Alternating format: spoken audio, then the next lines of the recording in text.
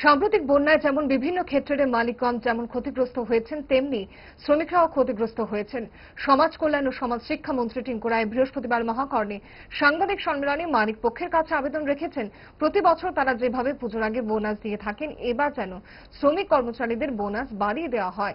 তিনি আরো বলেন, বন্যার সময়ে বিশেষ করে নির্মাণ শ্রমিকরা কর্মহীন হয়ে পড়েছিল। সেজন্য মুখ্যমন্ত্রী ডক্টর মানিক সাহা ঘোষণা করেছিলেন প্রত্যেক নির্মাণ শ্রমিককে 4,000 টাকা করে আর্থিক সাহায্য দেওয়ার জন্য। মুখ্যমন্ত্রীর আহ্বানে সাড়া দিয়ে 42,981 জন নথিভুক্ত নির্মাণ শ্রমিকের মধ্যে 26,421 জন কাগজপত্র জমা দিয়েছেন। তাদের মধ্যে 11,365 জন ইতিমধ্যে টাকা পেয়ে গেছেন বলে তিনি জানান। যারা এখনো জমা দিতে পারেনি তারা যেন শীঘ্রই কাগজপত্র জমা দিয়ে দেন। আমাদের মাননীয় মুখ্যমন্ত্রী বলেছিলেন যে নির্মাণ শ্রমিক প্রকল্পে আমরা আমাদের যারা শ্রমিকরা রয়েছে, নির্মাণ শ্রমিক যারা রয়েছে, প্রায় 42,981 জন শ্রমিক রয়েছে, তাদেরকে আমরা 4,000 টাকা করে দেব। আমরা ভাবলাম সেটা আপনাদের সামনে আমরা তুলে ধরি। ইতিমধ্যে 26,421 জন সেখানে জমা করেছে তাদের কাগজপত্র। আপনাদের মাধ্যমে ওই সমস্ত শ্রমিক বন্ধুদেরকে আমরা বলতে চাই, যারা এখনো জমা দেননি তারা যেন তাদের কাগজপত্র জমা দিয়ে দেন।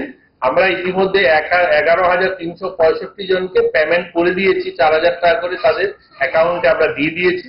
বাকি যারা রয়েছে তারাও যেন খুব শীঘ্রই পুজোর আগে সেগুলো জমা দিয়ে তাদের পেমেন্ট তারা নিয়ে নেন।